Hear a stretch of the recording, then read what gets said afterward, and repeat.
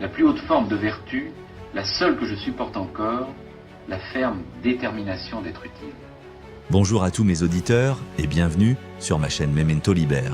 Aujourd'hui, nous parlerons d'un des livres de Marguerite Yourcenar, le pseudonyme de la romancière, Marguerite de Créancourt. Elle naît le 8 juin 1903 à Bruxelles en Belgique et meurt le 17 décembre 1987 à Bar Harbor aux États-Unis. Marguerite était aussi une femme de lettres, une nouvelliste, une critique littéraire, une essayiste et une autobiographe. Elle fut et restera la première femme élue, membre de l'Académie française en 1980 et la première femme dont l'œuvre fut publiée de son vivant dans la bibliothèque de la Pléiade 2 ans plus tard.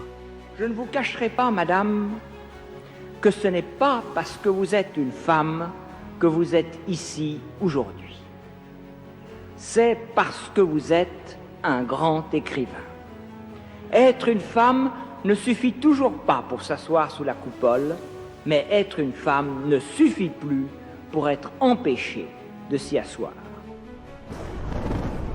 Mémoires d'Adrien est un roman historique, des pseudo-mémoires de l'empereur romain Adrien. Le livre est présenté comme une longue lettre d'un vieil empereur adressée à son petit-fils adoptif et éventuel successeur âgé de 17 ans, dénommé Marc Aurèle. La méditation écrite d'un malade qui donne audience à ses souvenirs. J'ai formé le projet de te raconter ma vie. La vérité que j'entends exposer ici n'est pas particulièrement scandaleuse, ou ne l'est qu'au degré où toute vérité fait scandale. Je ne m'attends pas à ce que tes 17 ans y comprennent quelque chose. Je tiens pourtant à t'instruire, à te choquer aussi. Le IIe siècle, celui-ci qualifié de siècle d'or, fut la dynastie des Antonins. Adrien fut un empereur lettré, poète et philosophe. Il rompit avec la politique expansionniste de son prédécesseur Trajane. Surnommé Adrien le bâtisseur, il s'attacha à pacifier et à structurer administrativement l'Empire romain tout en consolidant des frontières parfois poreuses. En 122, il fait bâtir le mur d'Adrien pour marquer la limite du nord de la Bretagne romaine. À Rome, il fait entièrement reconstruire le Panthéon et bâtit le temple de Vénus et de Rome. Fervent admirateur de la Grèce et cherchant à faire d'Athènes la capitale culturelle de l'Empire, il y ordonne la construction de nombreux temples.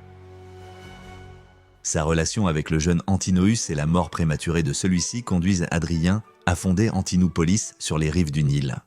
Ce visage changeait comme si, nuit et jour, je l'avais sculpté. Quand je me retourne vers ces années, je crois y retrouver l'âge d'or.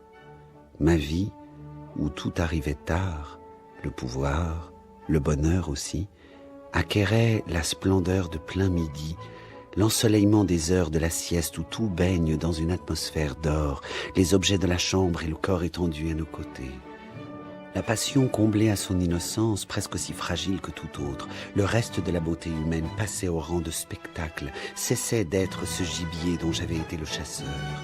Cette aventure banalement commencée enrichissait, mais aussi simplifiait ma vie. L'avenir comptait peu. Je cessais de poser des questions aux oracles. Les étoiles ne furent plus que d'admirables dessins sur la voûte du ciel.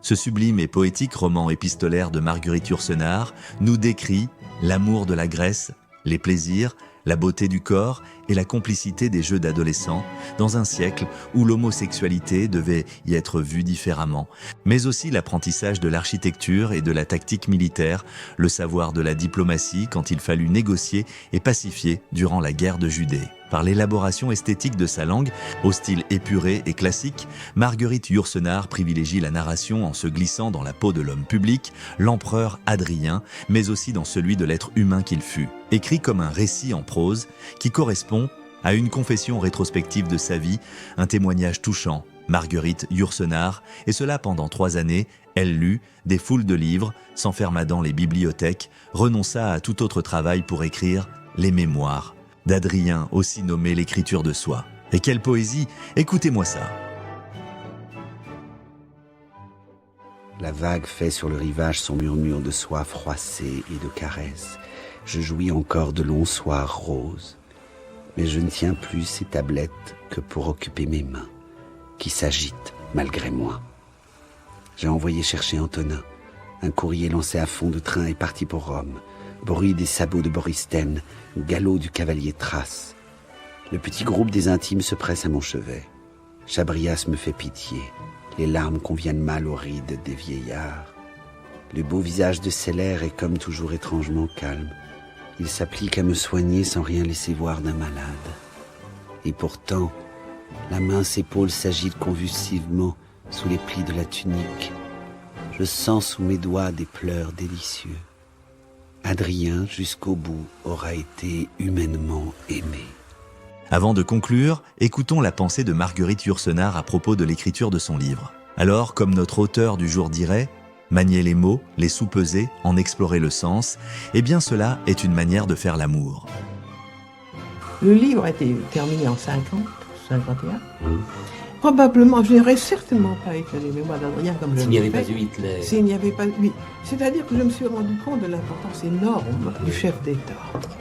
Et mes premiers essais sur Adrien auraient été fâcheux, parce que je serais, à cette époque-là, tombé dans l'esthétique. J'aurais vu le grand collectionneur, le grand voyageur visitant les sites célèbres, j'aurais vu n'importe quoi.